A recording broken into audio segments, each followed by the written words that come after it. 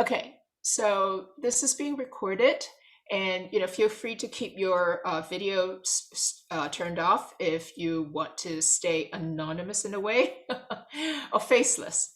Okay, so we're going to go ahead and start with a little bit of an introduction to ABRSM. Today's session is really part one of two that Cassandra was talking about. The first part is just basically a overview of ABRSM, what ABRSM is, who they are, what they have been doing. And then, we're going to go more into the specific assessments and the syllabus on the second one, because, maybe after you've heard about it, you decided this is not for me. So you don't want to sit through a long, lengthy session about syllabus and all that. But at the same time, you might want to know something more about ABRSM, because I've discovered a lot of things about ABRSM that I wasn't aware of when I was growing up. I just knew about the exams. And I think most people only know about ABRSM as an exam board. So I'm going to introduce you to ABRSM by playing a small short video for you. And you do have to bear with me because my computer skills are very, very bad. I mean, it's neat to know basis, if you know what I mean.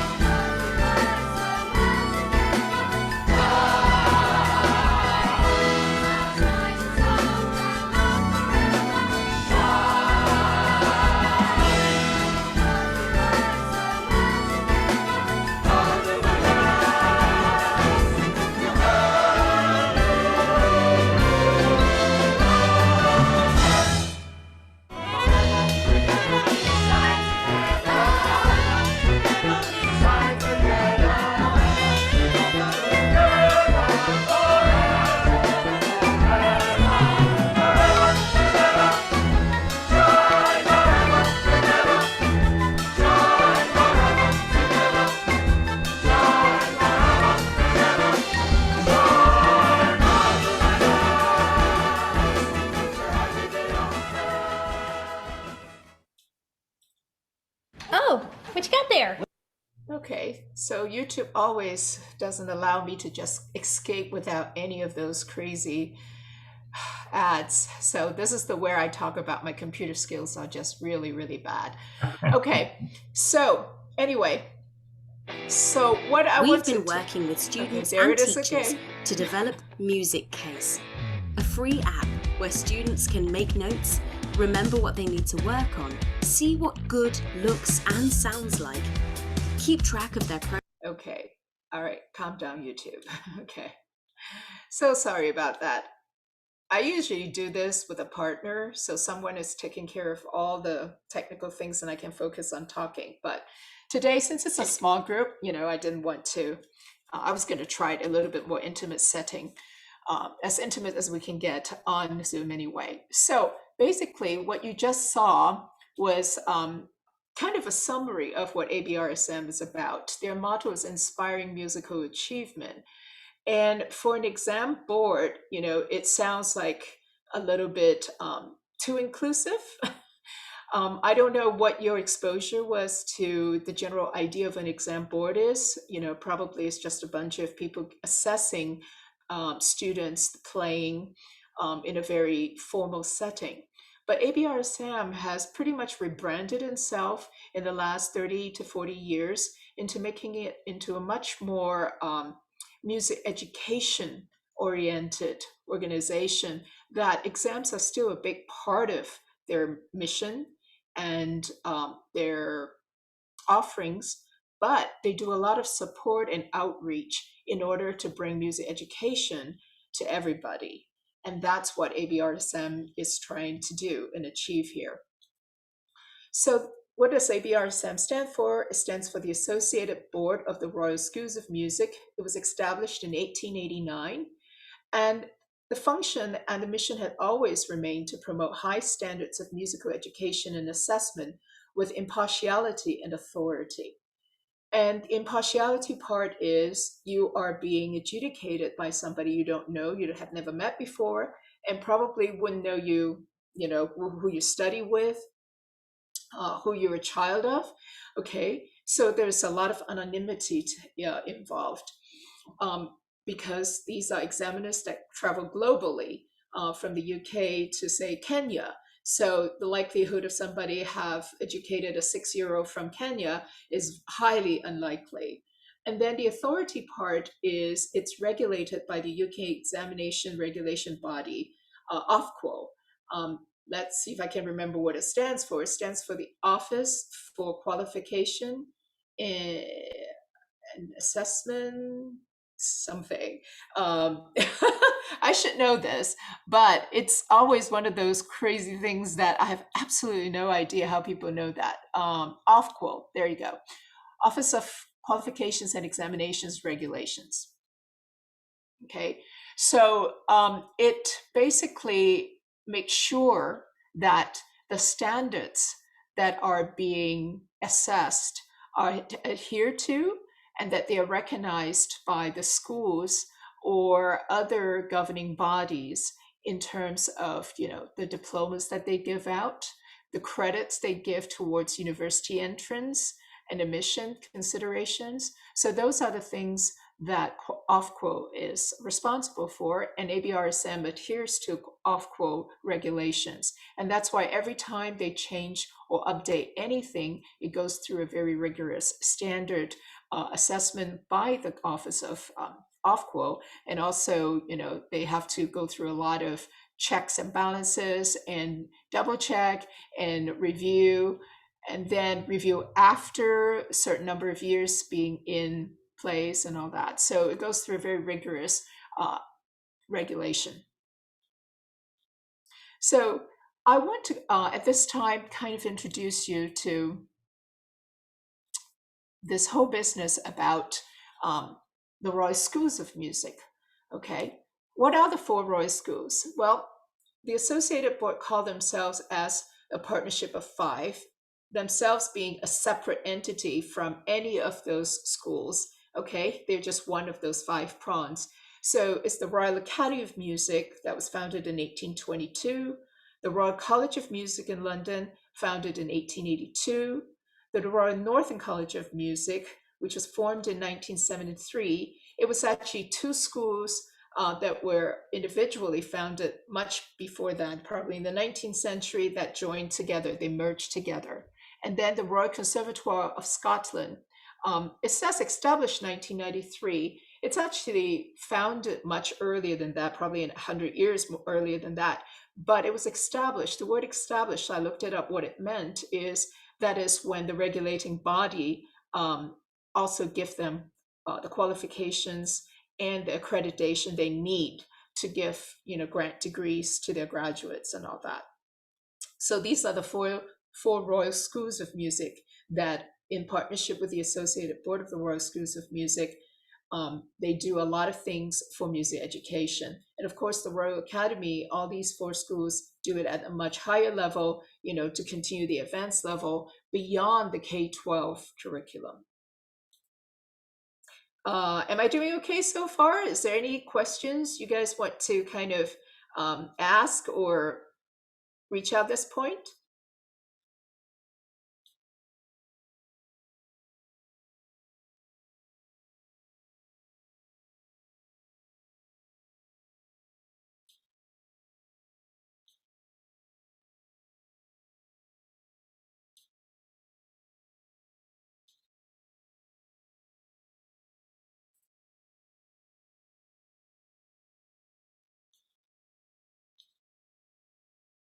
Are we doing okay so far? I just want to make sure everybody's okay. Okay, all right. Because when I screen share, I can't see the thumbs up or anything. So sorry. Okay, so back to where we were earlier. So now we're going to go take a look at the three specific functions that the Royal Schools of Music kind of pride themselves on. So there are three main branches of things that the ABRSM do. Okay, so assessments, that's the exams that most people know about. They also put out a lot of learning and support resources that a lot of people are really unaware of. They think it's just a bunch of exams. You follow the syllabus, you do it, and that's pretty much it. And then there's the global community outreach, where they give back and reinvest in the community in music education through grants, scholarships, initiatives, programs. So all those things are all part of ABRSM. So they are much more than just an examination board. Exams are just one part of them. So we're going to take a quick look at those assessments that ABRSM offers. These are the off-core regulated exams. Okay. It looks like a lot, but let me just kind of go through them. So the first one, the preparatory initial grades for select instruments. These are the preparatory grades. The preparatory grade is the very first level. And it's, oh, by the way, none of these exams are age regulated. So you do not have to be corresponding to a school grade or an age in order to enter. You can do it anytime you want. You can be an adult if you want to go through the structure of the exams. You are very welcome to do that. Even as a hobbyist, you can do that. So there's no question of, there's no limitation as to age or school grade or anything like that. So these do not correspond to school grades. There's just a playing level that we're talking about. The preparatory grade is really for the very first level. It's like dipping your toes wet, for the first time. It is completely just an assessment based, comment based. It's more accurate. So they don't give any marks. There's no designation of pass or fail or anything like that. It's simply preparatory. They simply prepare you to get into the exam mode. So I can only tell you what a preparatory it's like in piano. I assume most of you are piano teachers. So for the piano students, you will go in and you would basically, climb up onto the bench. Most of them are really young students. You climb up onto the bench, and the examiner will ask you, what would you like to play? First, and they usually have one prepared piece that is in the syllabus, and then you can play. And the so-called syllabus is pretty broad because it's usually a piece you can select from one or two of those books that are designed for preparatory grades. And the only reason they want you to pick something from there is then that way they can kind of assess you based on a standard that's a little bit more uniform. Oh, and usually they're exploring how well can you keep a beat, how well can you observe the dynamics that are on the page, how well can you be accurate, how accurate you are with the notes, and how musical you can communicate those elements, those ingredients, musical ingredients to the audience. So they're really assessing you from a completely musical point of view. But of course, the basic technique and basic rhythm and all that are given. They're not going to dictate what you do. It's going to be shown off in the way you play.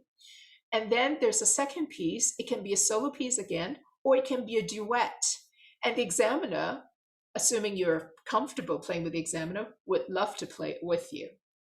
I believe for the preparatory grade, now this is kind of new. I haven't had a student in the preparatory grade since they came up with this new syllabus.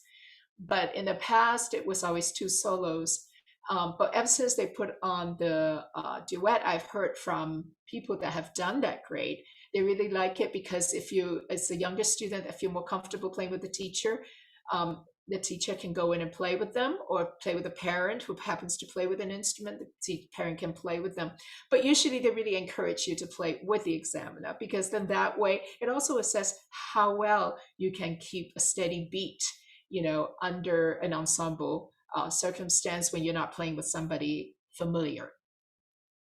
So, and do they give any points? No, they do not give any points. They simply write comments assessing how well you play, what came through very effectively, and that was basically it. Now, there is a component to it where it's the listening part. They call the listening games. And so what the examiner would do is they play games with you. So this is very game-oriented grade. Without getting into a huge detail about this, I just want to kind of give a little distinction between the preparatory grades versus the other grades, which are much more, a little bit more regulated and rigid standard. So the initial grade kind of bridges you to the first grade, because if you look at some of the music in the first grade, when you get a chance to get on the website and look at the syllabus, you will notice that, this is more like a level 3, or maybe even a low level 4, entry level 4 for study program. So the preparatory would most likely fit what we consider a level 1, or even level 2 in the study program. So those are the preparatory grades and initial grades. They're kind of a stepping stone into the graded exams proper. There are 8 grades. They call practical grades, where you basically go in, and it's an in-person thing. And of course, we don't have in-person exams right now, so there's nothing we can do about it at this time. Then you have the music theory, the performance grades, the performance grades. And the performance grades are remote. And so they have 3 recordings. You upload the recordings to the portal, and then that's what you can do. And so right now, everything is going performance grades right now because of the COVID situation. There is the music theory, which offers you grades 1 through 8. Grades 1 through 5 is online. It's an online test. And then the theory grade 6 through 8 is a paper test. And that is because in the case of the 6 through 8, they involve keyboard harmony, some sort of a harmonic analysis and things like that. It's a little bit harder to assess just based on online clicking, right or wrong, multiple choice. This actually, there's some 4-part harmony, 3-part writing, that kind of a thing involved. And then there are the diplomas. There are two basic kinds of diplomas. There is the remote in-person performance only diploma, and ABRSM is what they offer. That's the entry level to the diploma grades. And then there are the diplomas that are the DIP ABRSM, LRSM, FRSM, and these are involving not only performance, but research as well. And then there are the jazz. So they do offer exams in jazz, exams. There's also singing, the regular singing voice, the different voices, but they also offer singing for musical theater, which is a specialized area. And in the practical grades, which is the in-person, they offer it 1 through 5th grade, grade 5.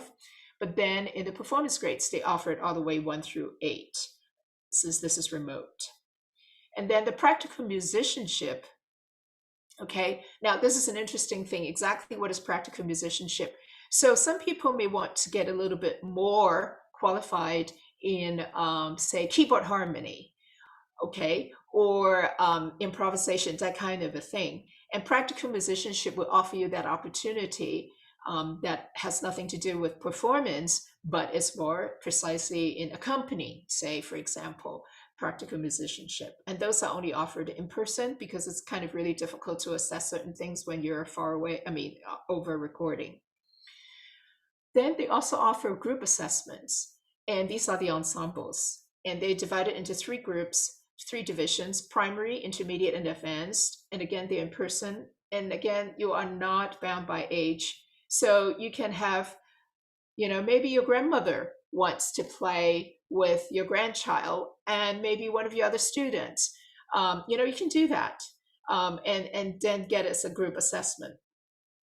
and that's perfectly fine. So it's really music for all. And then that's what they also call performance assessments for in person. And this tends to be an assessment program that a lot of hobbyists like to do because they are less structured, they're more performance oriented, they get comments only, they don't get the all the markings. They don't have to do sight reading, they don't have to do ear training, they don't have to do technique, they just playing the pieces. So so a lot of hobbyists really enjoy doing that. They want some sort of an assessment, but they don't want the highly structured and maybe sometimes anxiety-inducing ones. So they prefer to do that. Some even graded students, they like to do a performance assessment as a break-in because they're not quite comfortable with maybe that level of technique or something, or the sight reading, and they do want to get performance assessed, and so they would go for the performance assessments. In my next more detailed session, I would talk more about the differences between each one of those exams, the graded exams, that has the practical grades and performance grades and all that. How do they differ? I would dive more into those exams specifically and the syllabus that's involved. But right now, I'm going to just move on to some of the other things that are a very important aspect about ABRSM, and that's their learning and support resources. For ABRSM, support for teachers, learners, and parents it's very, very important. So they have devised a whole bunch of stuff, okay, to allow students access, easy access, let's put it that way, very easy, constant access for both teachers and students, and as parents too, because a lot of parents really like to know how to help their students, how to support their students, and this is what they do. So what I'm going to do now, I'm going to share screen a little bit between two screens I have, so you can kind of follow along back to back. One of the things that ABRSM has offered is the teacher support videos. And can you see, you have to verbally tell me whether you can see or not, because I can't see hands up, thumbs up. Can you see the two screens I have right now?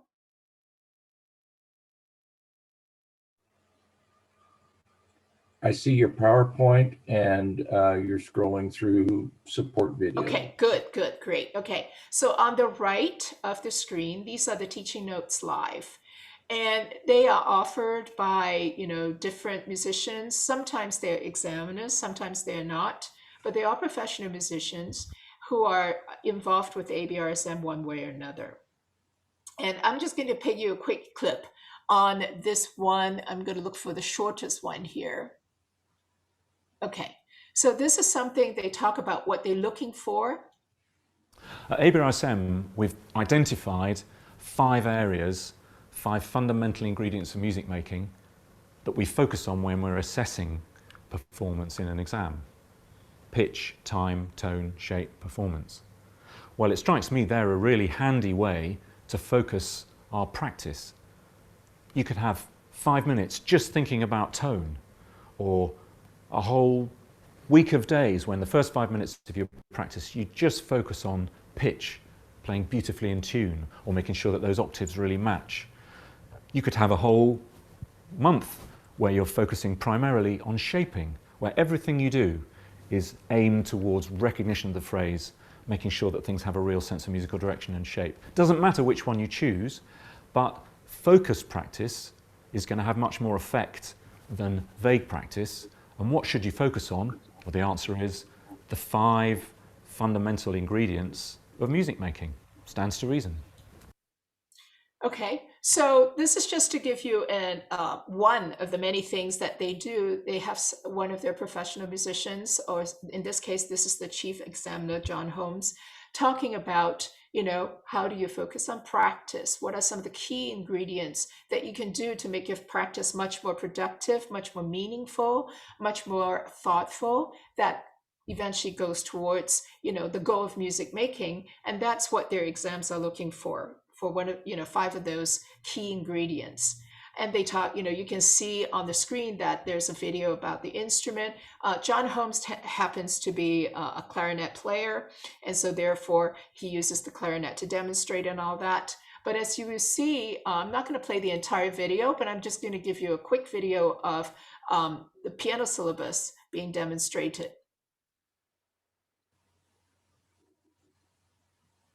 Here's the really lovely theme by the English composer Thomas Atwood, and I think this could be a great choice for any students of ours who respond well to a more analytical approach, because there's so much that we can discuss together in lessons here with respect to it being a perfect example of the classical style.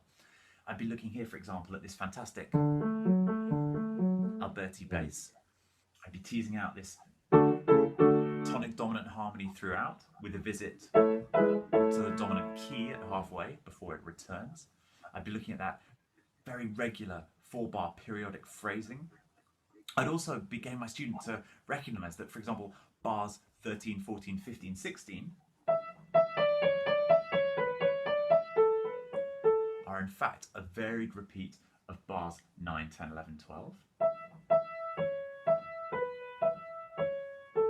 You know, I think this piece is a really nice way in to the nuts and bolts of how a piece of music is.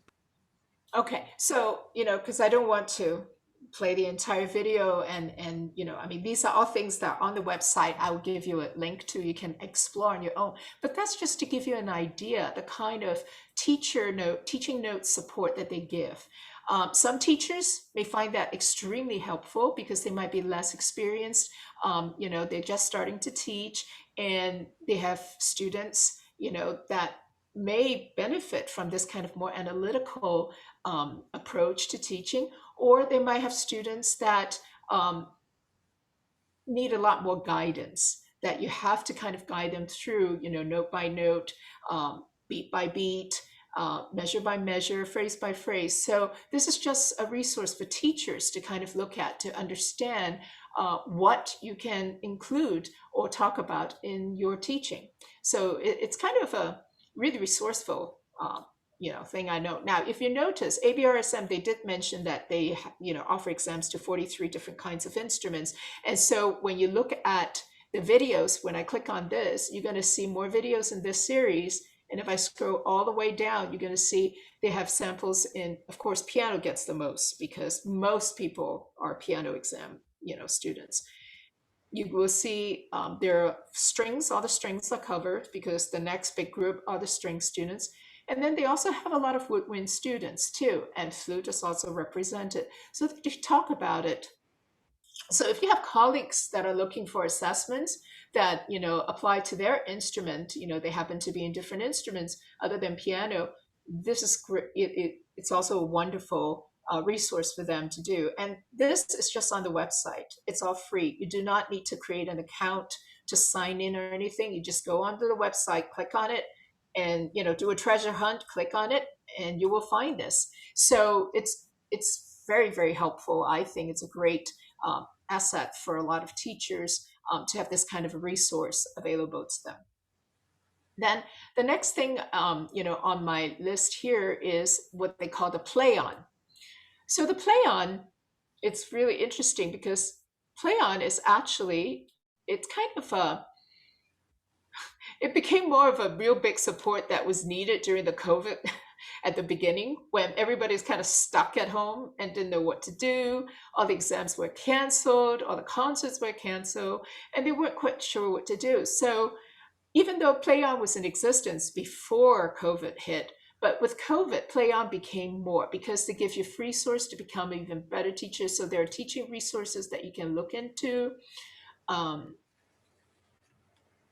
It brings you to, how to adjust to an online teaching format, maximizing the value of an online music lesson, an introduction to Zoom for online music lessons, how to set up your home studio for online music lessons. They even have orchestras for all modular programs, now free to all state schools. Well, that is UK, so it doesn't do. But using Zoom for online music lessons, you can see all these different things transitioning to. So again, these are basically where in this technology-driven age, for those of us, I mean, I don't know about you, but I'm from a slightly older generation, and everything was in person, hands-on, and this online business really is kind of, taxing our flexibility to the core. And I feel like this is really a very welcome source of resource that we can kind of, draw upon all the time. So, do take a look on free. Like I said, I am going to give you the ABRSM website. You can see the URL. Basically, if you just www.abrsm.org, it will take you to the UK site, and you can just click on the US site, and it'll be very easy for you to locate any of those things. And they would be much more relevant to you if you look at the US site. But you can also access the UK site. It's just some information may not be relevant to you, but the resources are still open to you as long as it's not as long as it's a free app or anything. Then most of these things are still completely available to you. Then they have downloadable resources, a lot of downloadable resources that you can use, lesson ideas and activities that, for example, this is, I thought was kind of cute. One of the pieces in grade 1 is called Taking a Naughty Dog for a Walk. And so they kind of outlined to you the 5 ingredients that they were talking about earlier. I don't know whether you can see. I know you can't see the fine print, but you can kind of see the 5 ingredients they were talking about: pitch, time, tone, shape, performance. And, those are the lesson activities they suggest that, if you like, you can try it out. Again, for the more experienced teacher, maybe a lot of these things you're already covering, but for the less experienced teacher, this may be really a welcome resource for you to kind of, tap into and look and see what you can do with your students. They also offer a lot of courses, workshops, and events that are really, let's see if I can find the workshops and events here.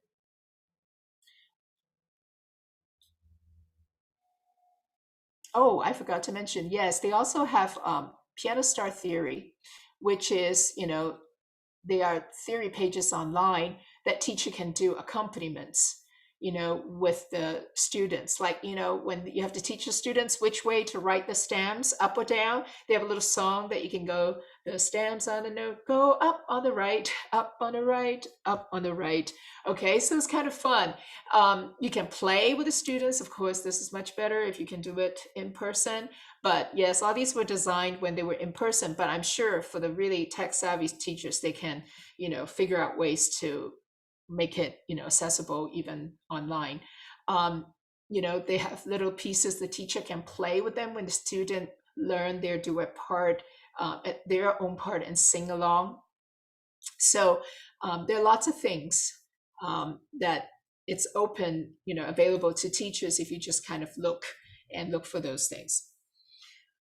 Let's go on to the apps. And I think the apps are some of the best. Oh, this is the upcoming events I was talking about. Not a whole lot because of COVID. Usually this would be full of a lot of things. Then when we go to the apps, this is the part that I find most valuable to students directly, because the students can access those and the parents can also access them without the help of a teacher. So you have the music theory trainer, okay, which is kind of cute. I'm going to play a little bit of that for you. They also have something they call Music Case, and let's see if I can find, there it is, Music Case. Music Case is a practice app, and I'm going to see if I can play that for you. That was what was going to start. We've been working with students and teachers to develop Music Case, a free app where students can make notes, remember what they need to work on, see what good looks and sounds like, keep track of their progress, earn rewards, and share all that information with friends, family, and teachers. It keeps students motivated and encourages them to practice between lessons, gives them that much needed focus, and makes it more rewarding. 83% of students said that Music Case is an effective tool to improve their practice and progress. So make sure that you introduce your students to Music Case today. Okay, so good grammar and spelling are important. So that's the Music Case. It's a free app, so you can even download it and take a look to see it before you mention, recommend it or mention it to your students. Um, it's I haven't used it myself. I've known a couple of my colleagues who have their students use it, and the students love it. I'm just too technophobic sometimes to try something like this because I have enough stuff on my phone that I can't even keep track. And so I'm not sure whether, putting another app on my phone is going to help me. But I've heard really positive things about it. So again, you can explore it since it's a free app. You can explore it. If you don't like it, you can always just uninstall it. So it's not a big deal. Oral trainer, this is kind of a fun thing for a lot of students. They find helpful because this is the ear training part of the exam. There are two short videos I'd like to play for you about the oral training app. But if you want to write essays that inspire,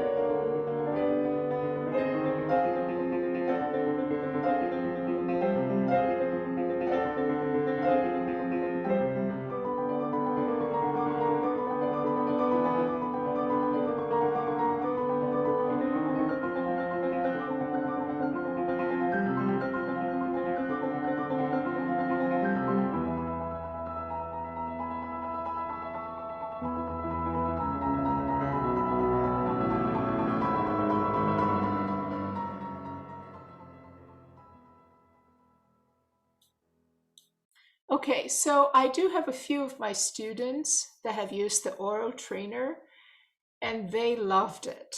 And the parents have mixed feelings. Some of them are going crazy because they would do it in the car when they're going from point A to point B. Some parents really love it because the kids are completely engrossed doing it and they don't have to, get them to set things up to, oh, let's practice your oral training, set up the computer or anything. Because a lot of kids are, quite computer savvy themselves. So they would do, on their iPad, on their iPhone, and the parents, just love the freedom of and the initiative that these students are taking to do the practicing rather than they have to go after them. But like I said, a couple of my students did go a little overboard. They would even do it in the car when they're going to grandma's house or, going on long car trips, and it was driving the parents crazy. They insisted on playing it out loud rather than putting on their earplugs. So, but anyway, so it is a very helpful app that I think. And then they have like specifically for 1 through 5. So you kind of see what they are getting you to do in those levels.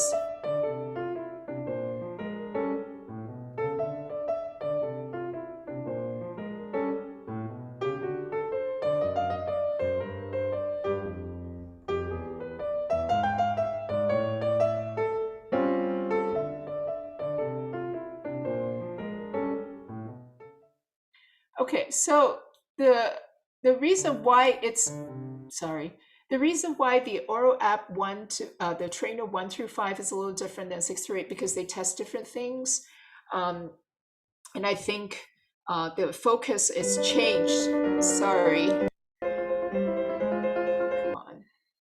Okay, so the focus has changed in the what they're testing you on. There are more elements they talk about. Can you talk about in the grade 6 through 8 higher levels? They start talking more about the musical content, the musical style.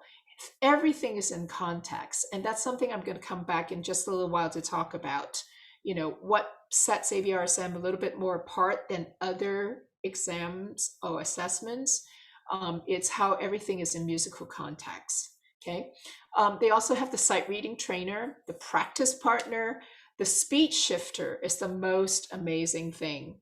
I don't know whether you've ever heard about the speech shifter, and no, it has nothing to do with Harry Potter, but it is one of the most amazing things. I have to play this one for you.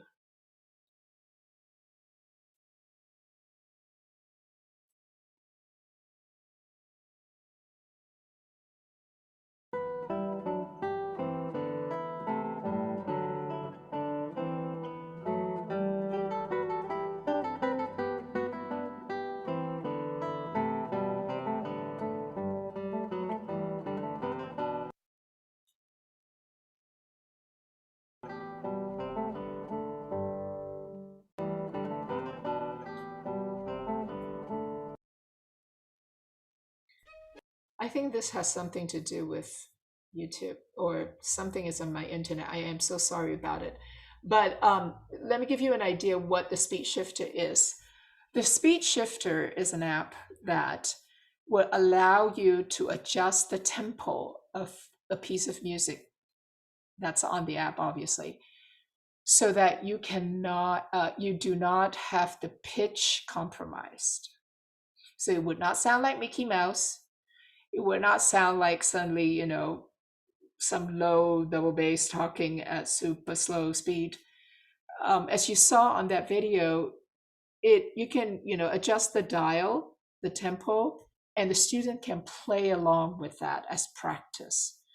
I know instrumentalist students really love that because then they can play with an accompanist practice. But even for piano students, I haven't had any of my students use it, but one of my friends who constantly, regularly have her students play practice with it, she said it really helped them buckle down to practice. It's even better than the metronome sometimes because it makes them really listen to what they're doing instead of just, letting the beat bang on their head and then they kind of ignore the beat anyway.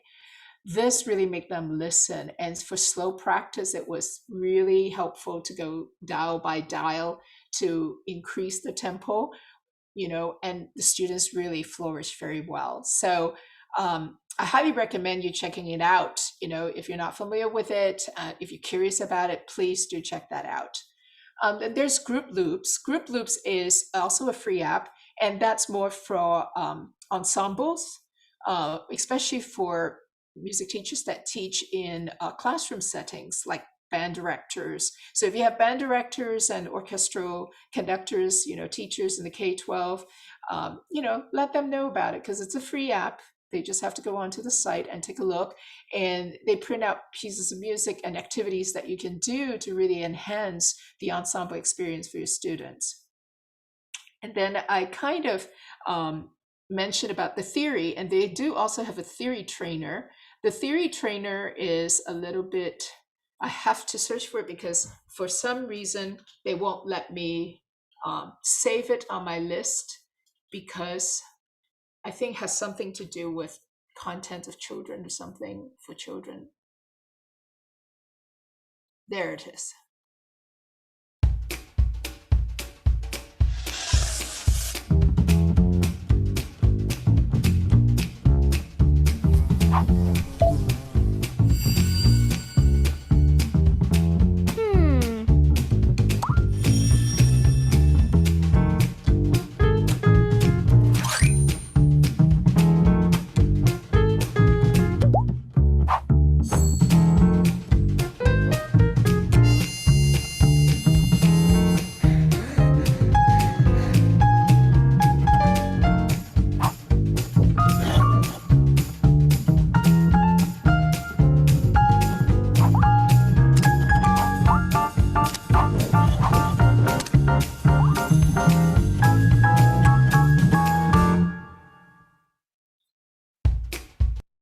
Okay, so the theory trainer, as you can see, really is a very highly interesting, lively way and engaging way to get young students excited about learning theory. because instead of just, the normal interactive, okay, let's write the E here, write the B there, write a G major scale, there's an animated process about it that really helps students, get excited about learning theory. So I would highly recommend you checking it out. It's relatively new because the online theory has just come out not too long ago, about 2 months ago in UK. And no, I'm sorry, 4 months ago in UK. And then now it's starting to go global. And we're going to have our first online theory session here in the US in May, I believe. And so this is a relatively new thing. So do take a look at that, because even if you don't do the exams, these are all available resources to you, either at a very small cost or at no cost at all. So, definitely look into it. Journeys is a self-learning program, and Journeys, what it is basically if you have students that want to learn how to play electric guitar. Let's say you are a classical guitar teacher, but your student also wants to learn electric guitar. You don't really want to lose your student and send them to another teacher. This is something you can suggest to your student and say, hey, take a look at the Journeys, because Journeys is basically you learn to play the electric guitar on your own through a self-tutorial type of thing. So I'm going to play this quick thing for you so you can... Let's have a quick look at how you can learn the electric guitar with Journeys. First, you choose the songs you want to play from our catalogue, and Journeys creates a personal learning pathway to get you where you want to be. Once you've chosen your songs, it's time to start learning. Our expert tutor videos will teach you everything you need to know. There are different ways to learn with our experts. Choose between tab or notation. You can even loop or slow down the videos to enhance your practice. At the end of each... Okay, I don't need to play the whole thing since I don't think we have any guitar teachers among us, but this is just one way to let you know, kind of show you the different kind of innovative ways that ABRSM has engaged themselves and making it their mission to bring all these teaching resources, not just to only piano teachers, but music teachers all across the board. They also have blogs and articles. There's a blog, you can get onto it. It's kind of like a forum, and you can see they talk about, the General Music Forum. They have special things about the events. You can go through all of them and just kind of engage yourself with the different, articles or blogs that you're interested in. One thing also very important about ABRSM is it is very aware of bringing music accessibility to everybody. And that includes students that have learning disabilities or learning challenges. So to give you an example, if you have a theory student taking the theory test, but they have dyslexia, they can, depending on what your documentation says their needs are, they can kind of pretty much tailor to your needs if they're one of those standard things. So let's say if your student is visually impaired, has vision impaired issues, so they can print it on big print for you, or some students can see better against a different background. The test can be on a different color background. So these are things that ABRSM makes it as a standard way to help, making it accessible to all learners. They also provide translations for theory exams. I know they provide it in Chinese, in both simplified and traditional Chinese, I remember. They also, I don't know about Arabic, but I remember in French, I think they provide that in French. And so, yes, I think their big markets tend to kind of drive them what translations they need to put out. So, obviously we don't have that issue. We don't need to translate. The only translation we need is the British English into American English, I would say. They also provide for in-person exams interpreters. So I know, for example, a rep in the Middle East, he would make sure that there is an Arabic interpreter on hand to translate for students that, especially the very young ones that are not comfortable with English, or especially the British English that's a little bit funny sounding sometimes if they come from Scotland or, Manchester, the accent is a little bit unfamiliar to them. So they might feel more comfortable to have an interpreter. And I know they have hired Chinese interpreters in big markets that, in Southeast Asia. where there are younger students that require that. So so basically, these are all the support and resources that a lot of people don't know about ABRSM offers. We always think about ABRSM in exams, but these are the resources that they offer and support that they offer. Another thing I want to kind of bring out to you is about the global outreach that ABRSM has done. All these support that they have put out, resources that they have put out available, is based on research in music education. They have a big project, what they call the Music Commission, and they basically studied, and researched exactly how best to learn, how best to teach. And, they also looked at other aspects such as demographics, how demographics can affect the way students learn. And so a lot of those resources are based on their education research. They also provide scholarships naturally and funding for music studies. And this is not only to the Royal Colleges, the Royal Schools of Music, but they also provide funding they have a project in London called the London Project or the London Fund. What is the London Music Fund? I think that's what's called. And basically, they provide tuition to low-income students or students that have challenges and barriers that keeps them from taking formal music lessons. And so they would fund them for those. And then they also have training and support in career and leadership development. This is after they graduate from college.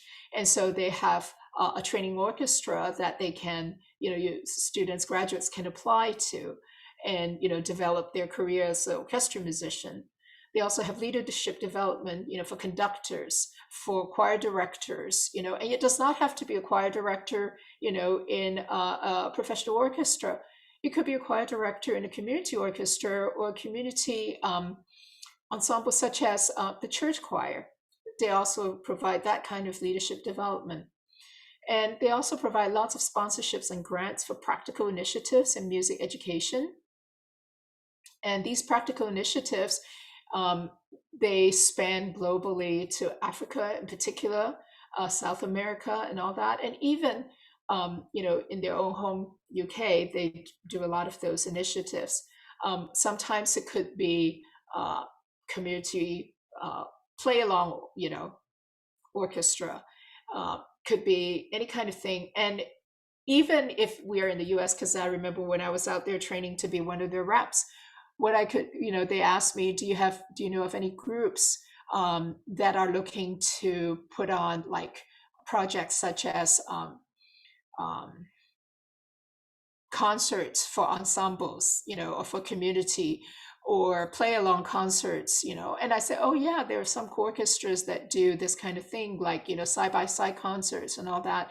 And they say, yeah, that's the kind of funding they would, look and review if people want to send a grant application, and they would do that. Even if it's a one-man initiative, if you are out there looking to, let's say you want to start a neighborhood piano ensemble, you can do that. Or if you own a music studio and you're looking to start a community project, and invite neighborhood kids to come and play, have a concert like that, or a music marathon, that kind of a thing, you just have to submit a proposal for them to review. And of course, the competition is pretty stiff because you're competing globally for that. But I have seen, any small things for like a group of 30 students to a group of 300 students or even 3,000 students, being honored and funded. So these are just things that ABRSM does other than just the music exams. And in my next session, I will dive more deeply into those music exams in each grade, how they're done. But just to give you an idea at this point, I mentioned earlier about the music exams, what sets the ABRSMs a little bit apart from all the other exams that are already out there. Well, all the other exams are also very good. I mean, do not take me wrong that I'm pushing ABRSM, say that this is so good that you should drop everything else. It is not, because obviously, what works for one student may not work for another, what works for one teacher may not work for another. But one thing I find valuable as a teacher myself is it truly looks at music context. Let me give you an example. When they do ear training, they don't just ask you to identify, is this the second? Is this the third? They do sight reading, sight singing more like. So they give you like maybe 2 notes or 3 notes. And it's at the beginning, it's just maybe either a step or skip, or it's do, re, do, mi, do, re, mi, do. Could be something like that. And the reason why they do that is because by doing that, you actually honing in on a skill that you can be a church musician, you can sing in the church choir, you can sing in the children's choir, you can sing in the school choir, but you also learn to translate that as an instrumentalist, what steps sound like on your instrument. You fine tunes your ear for tuning. And for pianists, it helps us see that. We need to reach our fingers up for a third, for a second, for a fourth, for a fifth. So it's very much musically relevant. It's not isolated just for the being able to identify interval sick. Is how do you put it in application in a musical context? So, for example, they also do pulse. It's more important for the children to identify where the big pulse is, okay, than to know whether it's 6/8 or 4/4 at the early stages. Later on, of course, you probably should know whether it's 4 or 2 or 8, that kind of a thing. But at the beginning, it's important to just identify the pulse, be able to follow and clap along with the pulse, okay? So that way, when you learn a piece of music, the understanding of a pulse is already there. So you learn to stay with the metronome. You learn to feel the pulse, sense the pulse inside you. So these are the things that I find rather unique in the assessment on what they're looking for and the way they design their assessments, so that you describe music. Where do you hear? Do you hear forte? Does the piece of music stay forte all the way, or does it get softer? Does it get slower? Or does it, is the piece fast or slow? It's a lot of musical awareness, things that a lot of our students tend to think that comes after we learn all the notes. But it's not. It is something that we always have to start right at the beginning, except some students need a little bit more taking the little pieces apart for them so that they can learn step by step. And some need, can just kind of gobble it all together. But again, there are resources there to help you. A lot of them are self-assessed for the students so that they can kind of keep track. And the students like that because it gets immediate feedback for them. So that's the reason why I thought, I kind of need to put it out there in order for you to kind of go and take a look at the syllabus. Meanwhile, let me stop screen sharing now. And I'm going to type on I'm going to go ahead and type on this website for you.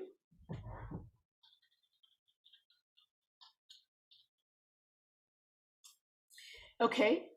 Yes, obviously. So yeah, I'm going to stop and you can ask questions. Please go ahead and unmute yourself. Since there are only 2 of you, you can unmute yourself and talk. Mandarin, Yes. I was not sure.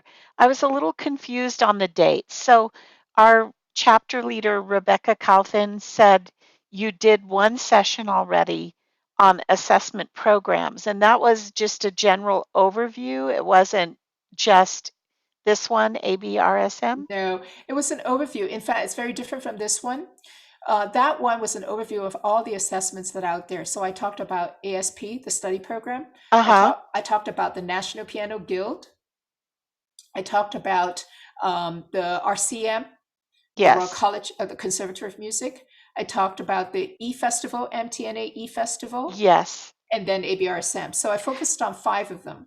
Okay, I would love to have a link to that. And I thought Rebecca sent that link to me, Uh-huh. but I cannot locate it. Okay, I'm I'll sorry. resend. No, that's fine. I'll resend that to you. I'll Thank send you that. so much. Yeah, let me write a note down to do that. And now, Nina, I don't want to take time from you if you have questions, but if it's okay with you, I have several. Is So that okay? let's go to Nina first and then come back to you again, Diana. Is that okay? Yes, Okay. yes. Yes, please, Nina. Mandarin, I'm just wondering how much it would cost to sign up a student for examination. Okay, so the exams depend on the grades. The exam fees depend on the grades. Uh-huh. From grade 1, it's $85. Okay, that is for the the whole grade, practical grade or the performance grade. Theory is separate. Theory has a different because it's assessed on a different date completely. Okay, and I believe theory. Let me see if I can share screen with you on all that because that's something it's easily doable. Bear with me.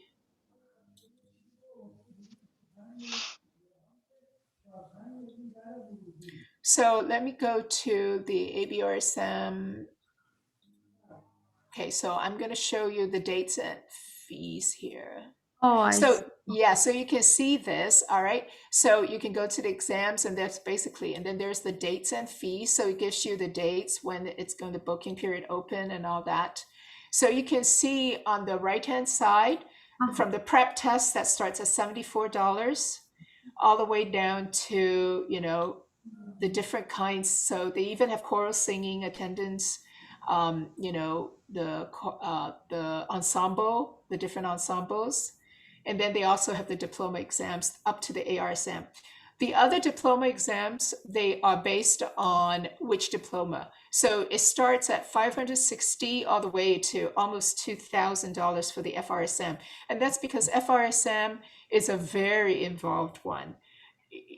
Especially if you are talking about, you basically have to sit there and talk with the examiner for close to an hour. It's like almost like a defense. It's almost like a dissertation defense. It's an oral exam essentially on top of your playing recital. Yeah. All right. Wonderful. Okay. Thank you Okay, so much. so if you look at this, you can see that this is the practical. If you look at the tabs here, performance grades, then they give you the performance grades, and these are the availabilities. And then online music theory from grade 1 is 48 all the way to grade 5 is 81. Paper-based is more expensive from 87 to 101. Okay, and then they show the other diplomas as you can see. Okay, you see that the 519 and then the LRSM 1614, FRSM is 2399. And then they have partial retake because you can fail one section of the exam and not fail the other and pass the others. So any partial retake, it doesn't matter how many sections you fail, partial retake will be these prices, these costs. Oh, wonderful. Very good. And there is no time frame like ASP that specific time you need to sign up and do the exam. It's pretty flexible, right? Like probably e-festival. No, it's not. So, okay, so while I'm at this, the practical exams have certain dates. As you can see, it was canceled. The one in session 1, which is usually happen in April, is canceled because of COVID.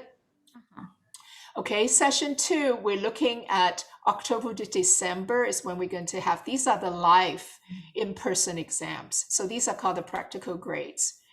The performance grades is remote. They are more frequent. They are about once, right now it's once every month, but that's in the trial period. I think once they kind of look exactly how often we need to have, they might go to like once every 2 months. But I'll get into that a little bit more just to let you know though, the sign up period is specific. You have to sign up between a certain time. But as soon as you sign up, you can upload that video as soon as you have it ready.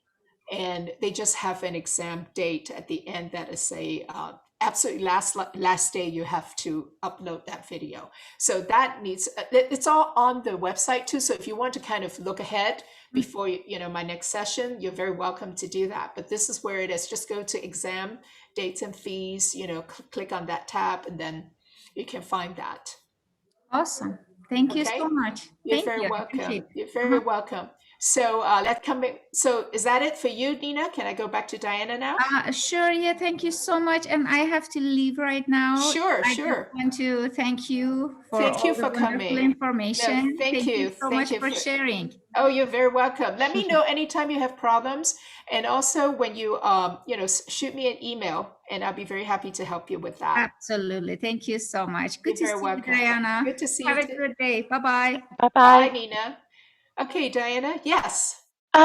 So are the exam dates now just kind of online because of COVID, or will they always have them online? They will always. So the performance grades, which are the online ones, and the practical grades, which are the live ones, they are always going to be happening at the, they will be offered, both of them. So students don't have to travel anywhere to They do don't them. have to if they don't want to. No. Okay. Yeah, but they are different though. But they're different. The format is different Hmm. and the requirements are different. So for a student who wants the full, assessment of the musicianship, the oral, and all that, that is only for practical grades. That is only offered in person. Okay. And we have them in Arizona? We do, yes, we do. Now, are you in Flagstaff? Yes. Yes. Okay, so what we don't have a center, public center in Flagstaff at this time, but if you have a substantial number of students, let's say that would take up about 4 to 5 hours of exam, okay, time, then you can set up what I call a private visit. So the examiner will come to you and just examine your students. And so Okay. your students don't have to travel that way. But in order for that examiner to make it worth his time to come up, he can't just come up for 30 minutes, Rough, sure. Yeah. Okay. So, but you will be scheduled along with his Arizona visit when he's in my region.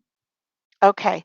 Now, in the theory, I know you showed the app, the Music Theory Trainer, but do they also have workbooks for the students like the Yes, ASP? yes, they do. They have also a workbook, and the workbook is done in the format that the exam would be like, so the student get used to seeing how it would look on the screen. Is it similar to ASP in a very traditional kind of No, black and white way? mm-mm, it's not. So if I can show you an example, okay? Yeah. Yeah, I can. I'll be very happy to show you an example. Let me find that first. Okay. Yes, let me find that theory. And if it's in your first presentation, I'm going to view that. So, No, it's not. No, I did not dive into a study. I mean, any of those in great detail. It was an okay. overview, and I think membership who attended that day said they have a specific interest in ABRSM more. Hmm. So I'm going to concentrate more on that on April 3rd. Okay. Yeah, so that's how it got to be like that. I wasn't, And while picking. you're looking for that, Mhm. those apps, could I even get on right now and sign up to use them, Yes, or you have to? absolutely. No, absolutely. They are free access. Wow. You don't need me. I mean, they're free access now. Like I said, some of the apps you have to go onto Google Play to download and pay Google Yeah, Play, yeah. right? Yeah. But if they said it's free, it's free. Okay. Yeah, so that's the nice thing about it, and it's really great. So let me find the ABRSM.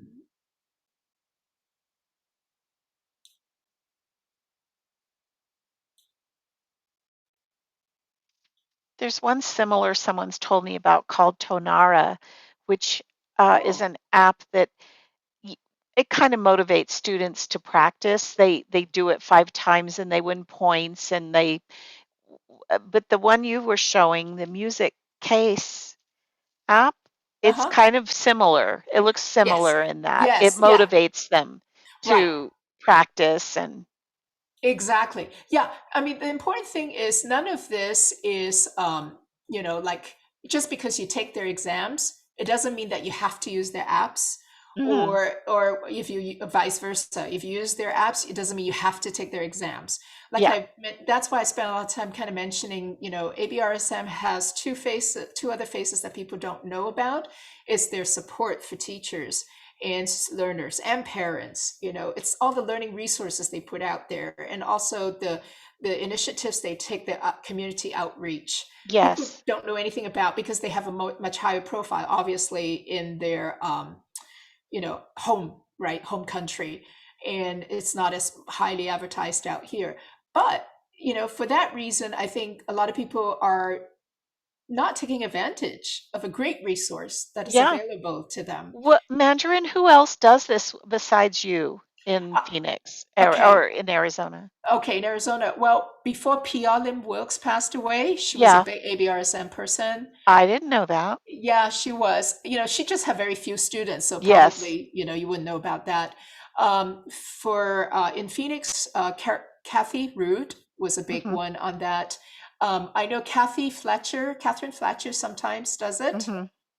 She has fewer students. Shirin, EVMTA's president, she does it. Hmm. I have a lot of teachers that are not entering the students themselves, but the parents of those students, of those teachers, are doing it. Wow. And that's what ABRSM also allow you to do, is if you are a parent that you want to do it and the teacher didn't want to bother with, Yeah. the logistics with it, the parent can do it. Okay. Yeah. And then for the diploma candidates, obviously most of them are over 18, so they just handle it all by themselves. All right. Yeah. So I don't want to duplicate what you said before comparing the other programs, but I get the sense that ASP is going to dissolve. I mean, I just have a feeling that Why would you say that? because it was sort of Bobby's project, and I know it has a big following, but I see the trend, it's declining, at least Oh, up here oh, in that's a Flagstaff. shame. That's a So shame. it's just a feeling I have, but I don't have any inside info. Do you? No, I don't. No, I used to do more ASP because I have a bigger studio back then. Because when I have Hmm. like 25 students, Yeah. my students did everything. They did ASP, they did Guild, but then eventually I wasn't too happy personally with Guild because I felt they emphasized a little too much on the quantity rather than the Uh-huh. quality. But that's just me. Yeah. And then I did ABRSM. Those are for the students that um, are ready, immediately to dive into the sight reading, ear training, and all that. Those are usually students that I started from scratch, from beginners. Then when Hmm. I have transfer students, I want them still to have something to do. So I kind of did ASP to kind of ease them into the ABRSM. Got it. And even then, some of them still enjoy doing both. So I actually have Yeah. students doing both. So Wow. I never pushed one above the other. Now, Mandarin, do you teach at the private level? Is that your studio, or are you at a collegiate school or? No, I'm teaching privately, completely privately. Okay. Yeah. So, I guess the other question I had was, um, just what I've been able to research, it looks like ABRSM is more of an umbrella that includes Royal College of Music, but Royal College of Music has their own exam that No, these are two Cassandra. separate things. Two separate things. Okay. The RCM is Royal Conservatory of Music. Okay. Royal Conservatory of Music is Canadian. Okay. Oh So my God. they only do North America. They only do North America. Okay, and that's what Cassandra's been. Right. Yes. Yes. Okay. Yeah. and They have and a lot A of overlap. and ABRSM is more a Global. global but European. It's UK. It's Yeah, UK, it's UK. UK. Yeah. So let me give you an example of the global aspect of ABRSM. So let's say you have a student just call you and the family just moved from India. And the mother tells you, oh, my son has been doing ABRSM all this time and he's ABRSM grade 3. Hmm. If you do ABRSM, you will immediately know grade 3 is grade 3. It doesn't matter Yeah, whether it's in India or Iran or yeah, Singapore or Ireland. It's grade 3. You have a sense of where their standard is. yes, The main standard is, yes, the peripherals, everybody's a little bit different, but the core is there. So it's easier for a teacher to assess where they are. Now, having said that, I have to kind of tell you that because it is global, the individual cultures still dictate the way these exams are done.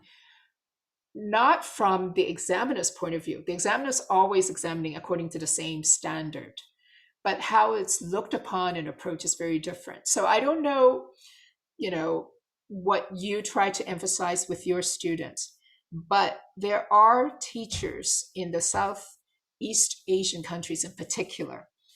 They love exams. I mean, they live on exams.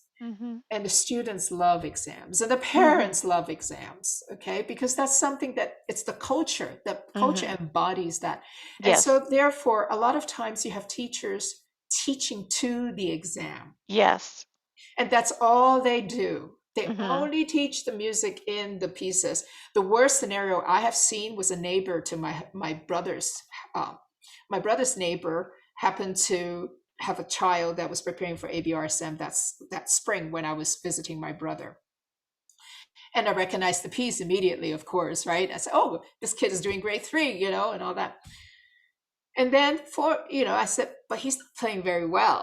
I said, "He keeps making the same mistake over and over again." I was there for 3 weeks, and I thought, unless he hasn't had a lesson for 3 weeks, Yeah.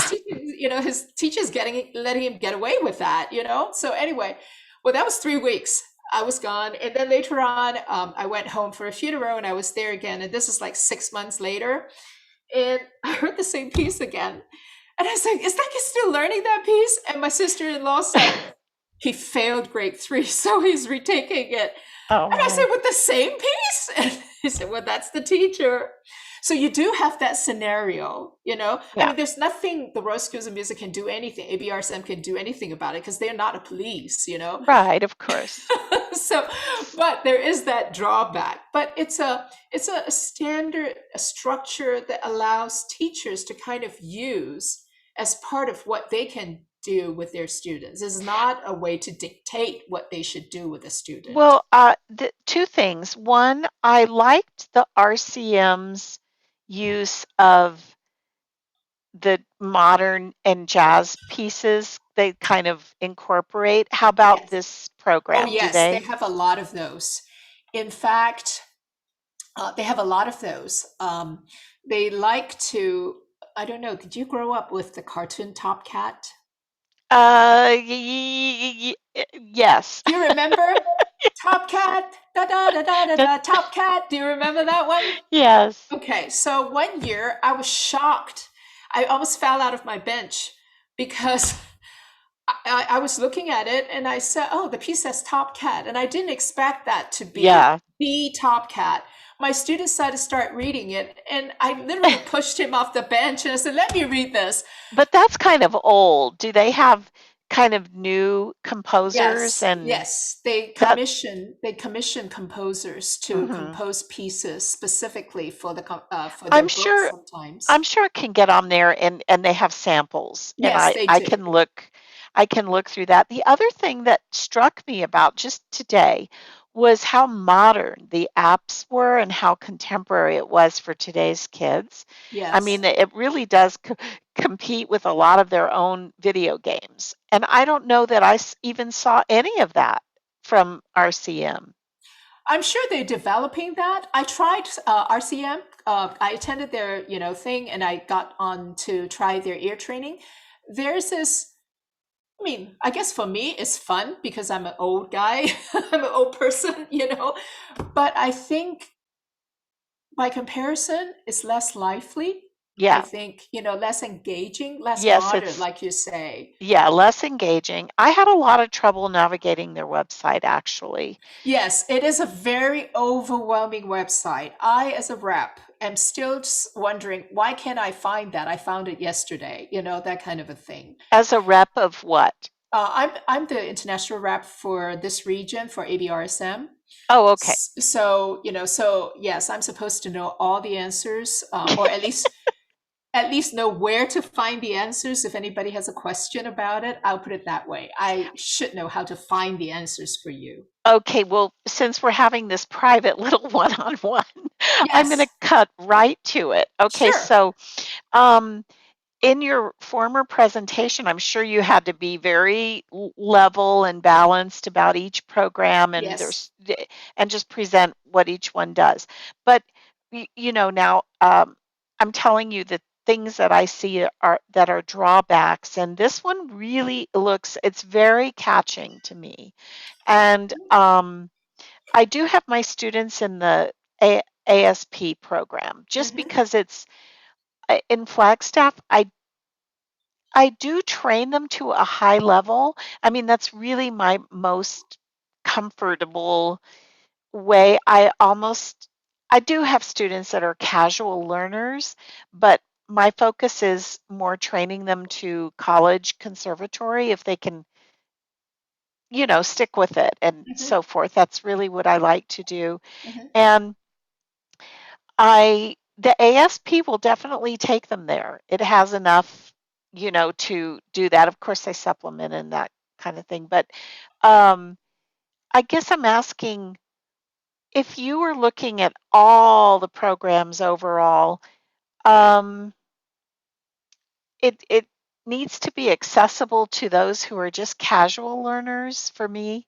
Mhm. Um, and because I have several that won't do the ASP, they don't like the theory Mm. and they don't like keeping the theory up with the playing. So I've had several drop out for that reason. I always push the theory. I believe in the theory for a long-term pianist. We just have to have it. Right, yes. So, but in your overview, and obviously you love the ABRSM more than the others, can you just tell me candidly why you like it more in that sort of comparison? Actually, I'm a child, I grew up with the Guild. My teacher pushed that, and I did Guild for I don't know how many levels, up to probably high school. Um, and it was great. That was the only thing that was even available at the time. So I feel like in the 1960s, I got a great Mhm. thing with the Guild. And Yes. I know we have someone up here, Juan Velasco, who does the Yes. Guild. I And went I've to school never, with him. oh my gosh, where I was know. that? University of Houston. University of Houston. Oh my gosh, my kids are in Houston and they're just, I can hardly Oh, sleep oh thinking my about, gosh. They must no, be no, they have no heat, freezing. they have no water. Oh my God. Which area in Houston are they? Well, my son, Let me turn off the recording. okay. We don't need